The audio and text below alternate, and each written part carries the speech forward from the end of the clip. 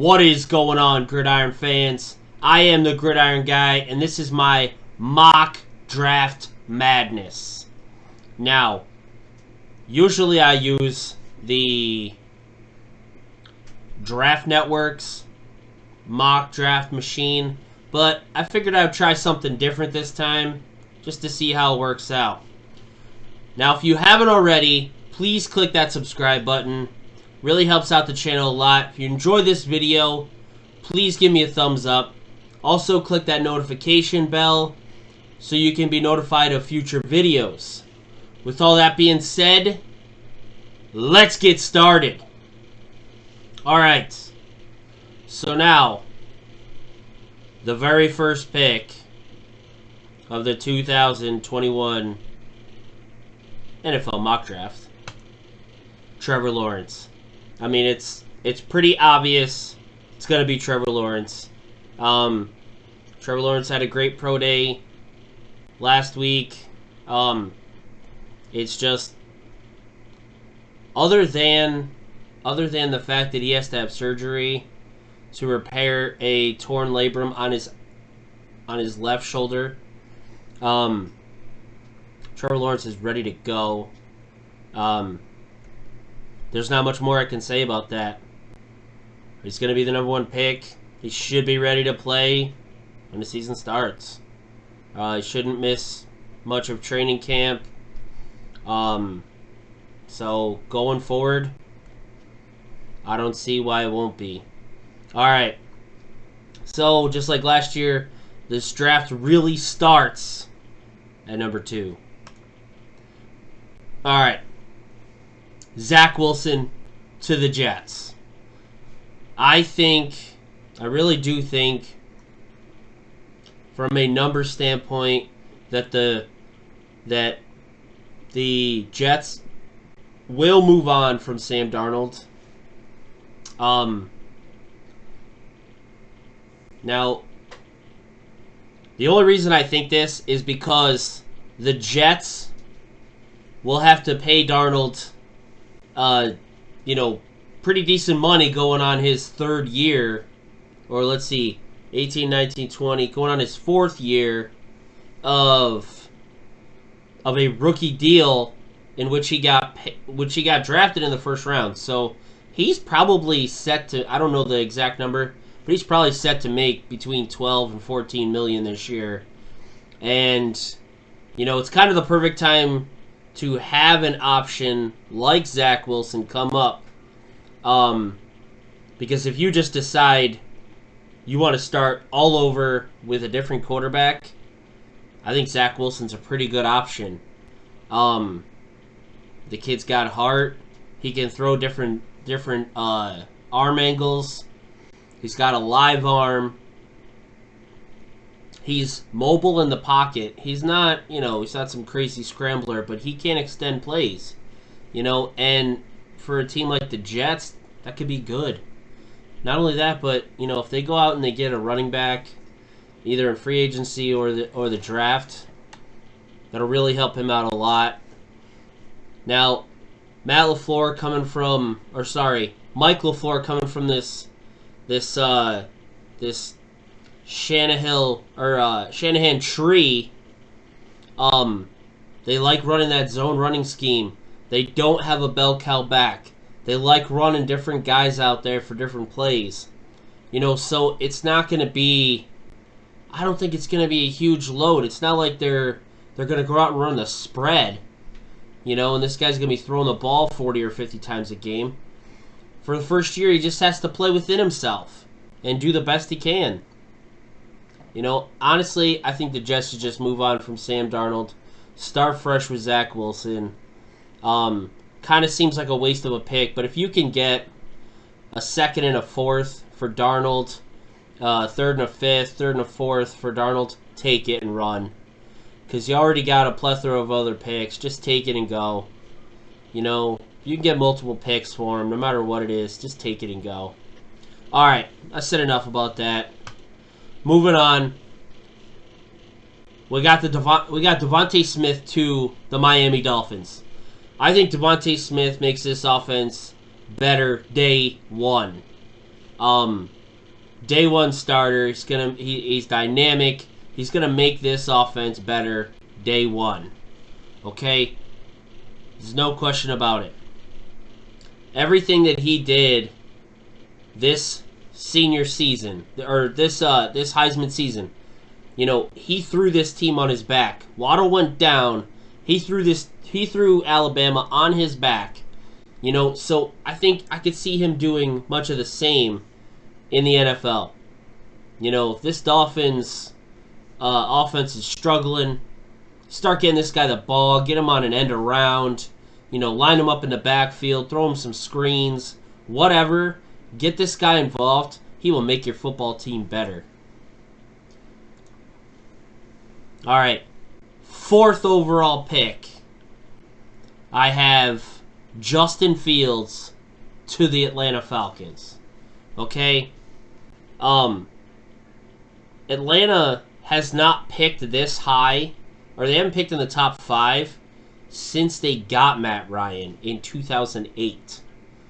So, for them to think, oh, well, we can always grab a quarterback next year, or maybe the year after that, when Matt Ryan's like ready to walk off into the sunset. No, get your guy right now. This is your first time being in the top 5 in, 12 seasons? Almost 13 seasons? If you're the Atlanta Falcons, I know they got some other needs, some pressing needs, but you know what? They're nothing if they don't have a quarterback of the future. Matt Ryan is going to be 36 years old this season. He is not going to play forever. You got maybe 2 or 3 more years left in him. And, his contract runs out at the end of this next season anyway. So if you get a guy to replace him now, that guy could start next year, possibly. Especially if you're drafting him this high. All right. Justin Fields to the Atlanta Falcons. Now, this next one. I have Trey Lance going to the Panthers. I had the Bengals trade down. Well, actually, I had the Panthers trade up. The Bengals trade down. And the Panthers gave up a 2nd-round pick, a 3rd-round pick in this year's draft, and a 2nd and a 4th in next year's draft, as well as their 1st-round pick this year. So, and then I had the Bengals slide down. The Bengals need a lot of help. There's plenty of offensive linemen right here in the top, 15 that the Bengals could go after. And now they've just picked up 4 more picks in the next 2 seasons to build and bolster that roster. All right. So now, Trey Lance to the Panthers. Same reason I said for the Falcons. The Panthers, if you go out and get your quarterback right now, you have young wide receivers ready to go on that team. Samuel, you have Run DMC. You certainly don't want to waste his years as a running back. Running backs don't play that long anyway, so when you have a young dynamic back, you want to be able to win now. You don't want to sit around. Teddy Bridgewater is what he is. Maybe Teddy Bridgewater starts 8 games this year. You find out what Trey Lance has got. Maybe he starts the last 8. Maybe you got to let Trey Lance learn for a whole year. You let Teddy Bridgewater, run the team again this year. You get some more players in the draft. Next year, you start Trey Lance. Okay? He's only 20 years old. Even if he's got to sit for 2 years, which I know you're not really planning on drafting a guy 5th overall to let him sit for 2 years and waste 2 years of that rookie contract. But, it's not far-fetched. If he starts in 2 years from now, he's 22. He might even be younger than some of the guys coming into the league 2 years from now. Still. All right. So now we got the Eagles taking Jamar Chase. The Eagles have to strengthen their offense. Period. I think Jamar Chase strengthens their offense a lot. Just as much as Devontae Smith could do for the Dolphins, Jamar Chase could do for the Eagles. He comes in, he's a great route runner. He's a separator. He's good in space, breaks tackles, run after the catch. This guy can do it all. Like, just get the ball in his hands, and he will make plays for you. All right? So, the Eagles' offense, their top performer in the last couple of years was Alshon Jeffrey prior to this year, and he didn't even top 800 yards. In fact, the Eagles have not had a 1,000-yard wide receiver in almost 6 years. So it's time. It's time to go out and get a monster wide receiver. Honestly, they drafted Rager last year. You bring in Jamar Chase, maybe the both of them together, even though Rager wasn't all that great this year, both of them together could grow together. All right. Now, I didn't exactly want to take a wide receiver here. I would have loved to take a quarterback, but the whole quarterback situation is over. The top 4 guys have already been drafted. And the Lions brought in Goff. I mean, I don't really understand, letting Goff go, or bringing in Goff and letting Matthew Stafford go, because it's kind of a lateral move. It's actually not even really much of a lateral move. I mean, you take on Goff's money, but in my opinion, he's not even really as good as Matthew Stafford.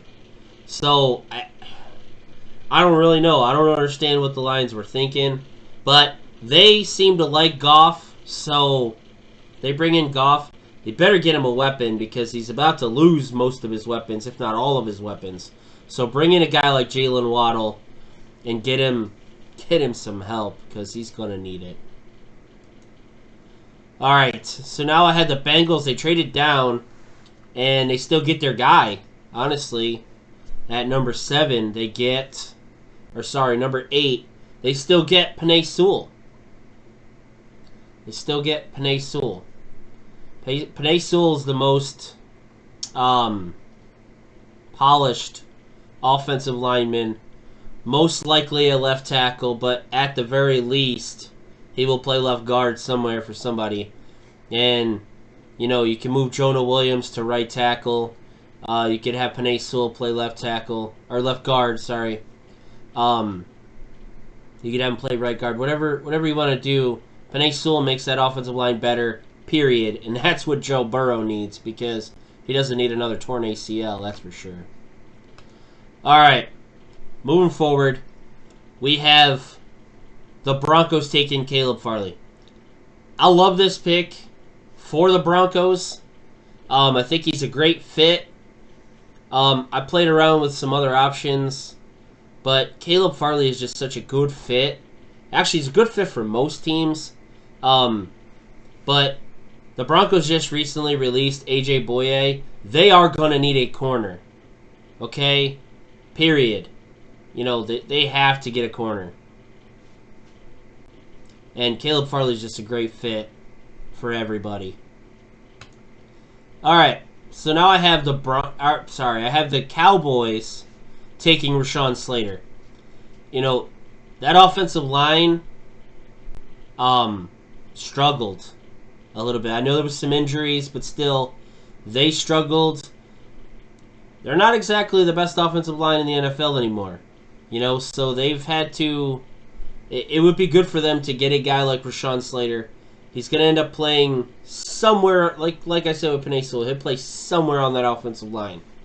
Most likely left tackle, but you can always slide him to right tackle. But you need another offensive lineman, period, in Dallas.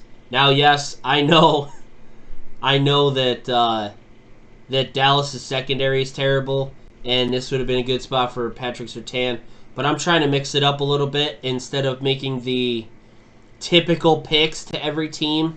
I'm also trying to, instead of basing everything on need, maybe best player available more often than not, or, Rashawn Slater, a pretty good prospect. All right, moving forward. I have the New York Football Giants taking Kyle Pitts. Kyle Pitts is dynamic. This guy's a separator. He's a pass catcher. Okay, you can't even really call him a tight end. You can line him up outside. You can line him up inside. You can put him in the slot. You can line him up at tight end and have him block. This guy will make plays down the field no matter what. He can also catch better than Evan Ingram. So that's pretty huge in itself. Maybe you keep Evan Ingram and Kyle Pitts and you use both of them to bolster this offense. You're finally going to have Saquon Barkley back and healthy. It'd be nice if you had a great separating pass catcher who just creates mismatches all over the field. He's going to make the wide receiving core better just by existing. All right, so now I have San Francisco taking Patrick Surtain II. Okay, Patrick Surtain is a good corner. I mean, these guys are losing Sherman for sure. Sherman has said he will go out and test free agency. He's excited to go out and maybe land one more team. He said he wants to play for another 2 or 3 years. So he will move on. And Patrick Surtain is a great replacement. Great replacement. All right, so now I have the Chargers taking Christian Darrisaw. Once again, Christian Darrisaw, just like the last two offensive linemen, he will find a spot to play on this offensive line. And that's what Justin Herbert needs. Burrow and Herbert drafted last year. Both had, Burrow went down early, but he was having a pretty good season. Even though they weren't winning many games, he can't play defense as well. But anyway, he also can't block for himself. But anyway, he was having a pretty good season. Herbert had a great season. While staying healthy all season. But both of these guys got hit a lot. They had to run for their lives a lot. They had to get out of the pocket a lot. And because, despite all that, they still had pretty good seasons. So, all that being said, Chargers need to go out and get offensive line. They need to bolster this offensive line. Christian Darrisaw, they can't go wrong. Because even if he doesn't make it as a left tackle, he can play left guard. These guys are versatile enough and they are skilled enough. But most likely, most of them will make left tackle. All right. Now, this is kind of the opposite. Elijah Vera-Tucker will be an inside guy. They're drafting him to be a left or right guard. Okay? But Elijah Vera-Tucker does have versatility. This guy has played left tackle for an entire season in college. So he's not just a guard. This guy can possibly play 4 spots on your offensive line. And that's valuable in and of itself. Okay?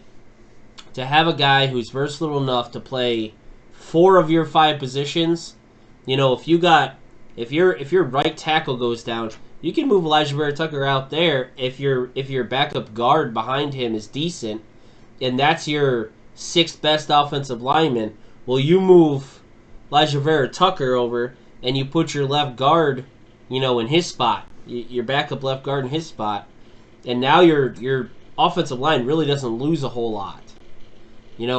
Elijah Berry-Tucker, very versatile, but most likely going to play left guard or right guard in the NFL. All right, now, I've been hearing that there's kind of some off-the-field issues with Micah Parsons, which is why I think the perfect place for him to go is the Patriots. He goes to the Patriots, and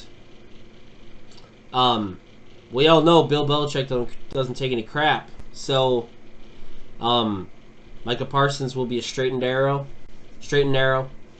You know, and he'll walk the line and he'll do it the Patriot way. And you know, he makes this defense a hell of a lot better. Not to mention, you know, the Patriots. I guess the Patriots kind of tanked this year, inadvertently, by having all those players opt out. But they're getting all those players back this year. You know, Hightower will be back. Patrick Chung will be back. They're getting all these players that they've had over the years back. And you add a guy like Micah Parsons, that defense will be over the top. Okay? Maybe they make a move to grab one of these other quarterbacks, or they go forward with Cam Newton. Hopefully they get him a wide receiver or something at some point. But at 15, they can't pass up Micah Parsons. He can't fall any farther than this. You know, he has to go at some point. He's too talented to not. All right. So now we have the Cardinals on the clock, and they take J.C. Horn. J.C. Horn, just like Sherman, the Cardinals are parting ways with Patrick P. So they're going to need a corner replacement opposite Byron Murphy. You know, they have Budda Baker. So, I mean, that defense has some pieces in the secondary. I think J.C. Horn slides right in there and could be a day one starter. All right, so now for my next trade, I have the Raiders trading out of their spot with the Cardinals, or with the Colts. The Colts want to slide up because they want to get ahead of teams like they could have traded with Miami, which is the next pick, but Miami wants to stay put. You know, for the sake of the argument, the Dolphins wanted to stay where they are instead of letting it get one more pick. The Colts are behind the Bears and Washington football team, and they wanted to be in front of those two teams because they wanted to take Mac Jones ahead of those two teams. They didn't want to run the risk of one of those two teams getting him. So they trade up to the Raiders pick. Raiders fall down 4 spots. Not a big deal. And the Colts take Mac Jones. I think Mac Jones is the perfect... I think Mac Jones is good for a lot of teams. Yeah, he's not mobile, but he makes good decisions. He's only got 17 starts, but he was a senior, you know, so he's had time to mature, grow up. Versus some of these other guys, you know, they're sophomores, juniors, haven't had a lot of playing time in the NFL, yada yada, or in college, you know. So it's slightly different for them, you know. But I just feel Mac Jones makes good decisions. He takes care of the football. He's good for a lot of teams. And if the Colts can jump up ahead of those couple other teams and take him, then they do. Okay, so, sorry, the terms of the trade were that the Raiders give up their 17th overall pick. They slide down, but they also gain a 3rd and a 4th this year and a 2nd and a 3rd next year. Okay? And the Colts move up to 17, and they grab Mac Jones. Not to mention, I think the Colts are a solid quarterback away from being able to compete big time in the AFC. That defense is ready to go. That offensive line is ready to go. They could use a couple more weapons, but they can always grab a guy in free agency. You know, the Colts are ready to go. All right. So now the reason the Dolphins wanted to stay put is because they couldn't. They had their eye on Samuel Cosmi, and he also could have been taken by the Bears or Washington football team. Dolphins need an offensive lineman. Samuel Cosmi's a great pick here. He's a solid starter. He could play right guard or right tackle. But day one, he will be a starter. He will find a spot. He's good. He's a good prospect. You know, Dolphins can't afford to pass him up. Okay, so with that, with Mac Jones and Samuel Cosmi off the board, Washington football team takes Rashad Bateman. They need a guy to go opposite Terry McLaurin. You know, they need some juice on this offense. You know, whatever they end up doing in this offseason, you know, free agency, make a trade. You know, they could trade for Marcus Mariota to the Raiders. You know, there's a number of different ways they could go. They could go big and try and get Deshaun Watson, but I doubt they're going to try and do that. I doubt the Texans actually even give him up. I think the Texans are going to hold on to him so long that he's not even going to be valuable enough for them to get what they deserve for him, and it's just going to be a wash, and he's going to end up playing for the Texans next year anyway. But anyway, moving forward on this, Washington football team takes Rashad Bateman. They just need another wide receiver on that team. All right, so I have the Bears taking Tevin Jenkins. Same situation. They need to bulk up that offensive line. You know, Leno's not cutting it. I actually think he's getting. I think he's going to be a free agent. So, you know, these guys need offensive linemen. They need a quarterback. They need wide receivers. The defense is all right. You know, defense is top shape, top 12, top 15. You know, but their offense just stinks. So I had the Raiders trade down, and they still end up getting Kwity Paye just because of, you know, the series of events there. You know, Kwity Paye is a good edge rusher. Now, I've had people say that, you know, if the Raiders draft Kwity Paye, that means they give up on Clelin Ferrell. I don't think so. Because Clelin Ferrell actually plays two spots on the offensive line. Not many people realize that. He actually plays right end, and he plays three technique on some plays. You know, and it's kind of his rookie year, it was 60-40. They had him in there a lot because they had some injuries at defensive tackle. You know, but it was more 70-30 or even 80-20, where he spent 80% or 70% of his time at defensive end and 20 or 30% of his time at tackle, because they had more depth and less injuries at tackle this year.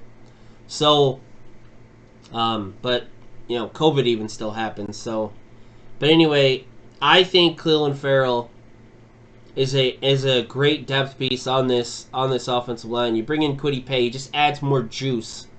He adds more juice to a defensive line who could use a good guy on his rookie contract, especially if they decide to keep guys like Vic Beasley and Takk McKinley, as well as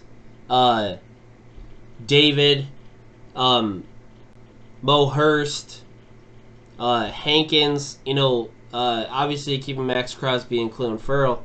You know, if they keep Arden Key, like, it's going to be a packed off defensive line, but, you know, that gives them a lot of edge rushers. You know, you can pump fresh bodies in there all the time. And with COVID happening, you know, it may be a good idea to carry some extra players at a position of need. All right, so we have the Tennessee Titans. Jalen Phillips is climbing boards. This kid, you know, went to UCLA. The the Pac-12 said, we're not having a season. So he said, all right, well, I'm transferring to Miami down in the ACC where they are playing. And he played this season for the Miami Hurricanes. But this guy had a great season. He even wore Gregory Rousseau's number 15. You're going to see that when I pick Gregory Rousseau, you're going to think it's the same guy, but it's actually two different guys. All right. But Tennessee Titans, this guy, Jalen Phillips, fits with these guys. He could play outside linebacker. He could play 4-3 edge rusher, defensive end. He could play a 3-4 outside linebacker. He's agile enough. He fits in this scheme pretty well. All right, I have the Jets taking Najee Harris. I said earlier that if the Jets could grab Zach Wilson, a good running back, they should grab him a good wide receiver, but Najee Harris is the best offensive player on the board at this moment.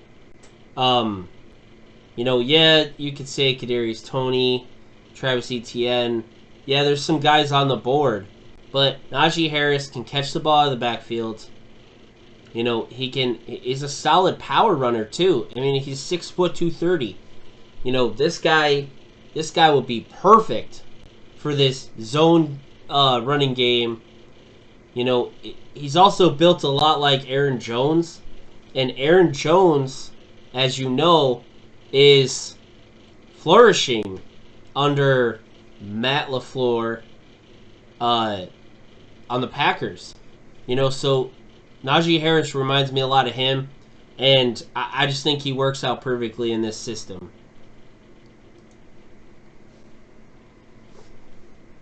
All right, so the Steelers can't afford to not grab a running back in this draft, so why don't they grab one of the best? Okay, there are some running backs that they could take in the second and third round, but you're not going to get a Travis Etienne in the second or third round. But their next position of need is offensive line. They need at least 2 offensive linemen in this draft, as well as an edge rusher, because they will be losing Bud Dupree. But I think they get a running back. It's obvious that the Steelers have struggled since they let Lev Bell go, and he tried to tell them, but anyway, they didn't want to pay him. He moved on, and now they have the issues they have, not being able to run the ball very well because they let him go. So you bring in a guy like Travis Etienne. They're losing James Conner anyway, and Benny Snell's not going to be your guy. Bring in Travis Etienne. All right, so now the Jaguars went ahead and they drafted their quarterback of the future in Trevor Lawrence. Well, now you got to get him some protection. You bring in Jalen Mayfield, best tackle on the board, in my opinion, and you bring him in to protect. That's you write the check for the insurance. We've all seen the blind side at this point. So, first you pay the mortgage, next you pay the insurance. Jalen Mayfield is Trevor Lawrence's insurance. Get him a tackle right away. All right, now this is what I was talking about. Gregory Rousseau also wore the number 15. But anyway, Gregory Rousseau to the Cleveland Browns. You pair him with Myles Garrett. This defensive line will be sick. Okay? Just absolutely sick. It's going to be exciting, because especially the way the Browns offense can move the football. If you just had a scary, scary defensive line that you had to deal with, and you knew that, on the opposing side, that offense is beating the crap out of your defense, and you got to keep up with them, but you got Myles Garrett and Gregory Rousseau coming after you every play, it's just a nightmare. That's only good things could happen for the Cleveland Browns if this were to happen. Alright, so I have Terrace Marshall going to the Baltimore Ravens. The Ravens need a couple things, and they're all on offense. They need some offensive line help. They could use a big outside wide receiver, but Terrace Marshall would be just as good. Terrace Marshall can play the X spot. You already have Hollywood Brown, who is more of a slot guy. Maybe you get a guy, you can either get a guy later on in this draft to play Z, but you bring in Terrace Marshall to play the X spot, and, right from there, things will get better, having big-time wide receivers on the outside. Alright, so I have the Saints taking Jeremiah Owusu-Koramoah. And the thinking on this is, the Saints need to get a little younger on that defense. Their offense is ready to go still. They've proven over the last couple of years that it really doesn't matter who's at quarterback. It helps a lot if you have Drew Brees. It helps even more if you have Drew Brees with all of his arm skills. So even though his arm skills are starting to decline, I think you just bolster the defense. Not to mention, as we speak, Drew Brees signed a new deal today to come back for one more year. So Drew Brees will be the starting quarterback of the Saints next year, unless something else happens. I doubt it, but Drew Brees will be the guy. So make that defense better. Alright, so now we have the Packers taking Kadarius Toney. This guy is a former quarterback. He came into college as a quarterback. This guy is bendy. His legs are like Gumby's legs. This guy can do a lot for your offense. He can catch screens. He can do end arounds. He can run deep. He does have pretty good hands. He does drop some balls, but he has pretty good hands for a converted quarterback. This guy is dynamic. And to pair him up with Devontae Adams, honestly, it could be a great move. Alright, so now I have the Bills taking Zaven Collins. This guy is a beast. He's good against the run. You could also line him up as outside linebacker and have him rush. He's good in coverage. I mean, look at him. He's a physical freak. He's like Anthony Barr was a couple years ago. Only this guy can play inside or outside. Anthony Barr is just mostly an outside linebacker. Zaven Collins can play inside or outside. He can run your offense. He can run your defense. This guy can do a lot. And he's pretty good in coverage. And he's got pretty good hands. Watch some tape on him. Watch him pick off some balls. It's crazy. Alright, so now we have the Chiefs. The Chiefs go Liam Eichenberg. They almost have to. Their offensive line was terrible in that Super Bowl. Now, yes, I understand that they did not have their two starting tackles. Okay? Excuses.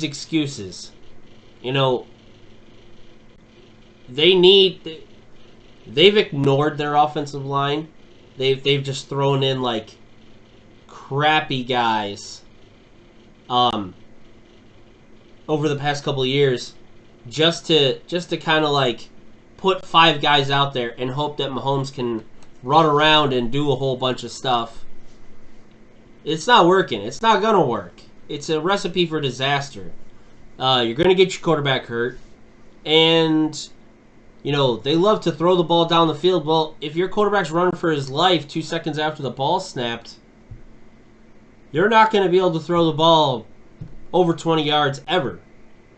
So they need to start, you know, getting younger on that offensive line and start working on that offensive line, or they're going to be in trouble. Especially when some of these weapons start dropping off over the next couple of years because they paid Mahomes so much damn money. All right. So now the Texans, the Tampa Bay Buccaneers, Super Bowl champions. Now, it was a crazy game, that Super Bowl. You know, but the Buccaneers have a ton of free agents now. They had a bunch of guys sign a one-year deal. They even have some guys come and due on their original contracts, you know, prior to a lot of these one-year deals. So you're going to need to just instantly go right back to that defense, draft Joseph Messiah, and this guy could play next to Levante David, play next to Devin White. You know, you line him up outside. You're most likely you're going to lose Shaq Barrett. He's got to be Shaq Barrett replacement. You might even lose JPP too. You know, you're definitely going to lose Sue. You need to start filling holes on that defense immediately. That offense is ready to go. They're going to lose guys on that offense too. This team, I would guess this team would not repeat. If they even make the playoffs next year, they are going to lose a lot of pieces. Alright, so, did you enjoy this video? If you did, give me a thumbs up. Subscribe to my channel if you haven't already. Click the little bell to get all the notifications of future videos that I upload. Also, I want to start doing more of these videos. So if you like this video, if you enjoyed the format, you know, the way I did it, or do you prefer to be able to look at it and do it through the Draft Network, Draft Machine, you know, just shoot me a message. Do you prefer watching it like this, or do you prefer watching it, you know, as I'm making the selections on the Draft Network? All right. So with all that being said, I am the Gridiron Guy, and I am out.